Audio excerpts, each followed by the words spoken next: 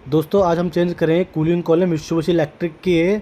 तो मैंने इसके अंदर न्यू कूलिंग कॉल फिटिंग करी दोस्तों, और कोटिंग भी करी है प्रॉपर तरीके से, और ब्लू फिंक्स में है ये प्रॉपर तरीके से। ठीक है, तो अब मैं आपको साइड पे हम दिखाएंगे हमने कहाँ इसकी कूलिंग कॉल और इंडोर फिट करी है। तो यहाँ हम लगा चुके हैं इसकी इंडोर, और मैं दिखाऊंगा इसकी आउटडोर बहुत हाइट पे दोस्तों, आउटडोर है इसकी काफ़ी ज़्यादा। और किसी ने इसका पाइप भी 2 फुट लगा रखा था, तो मैंने इसके अंदर पाइप भी 7 फुट एक्स्ट्रा लगा दिया है। ठीक है, अब हम इसके अंदर चालू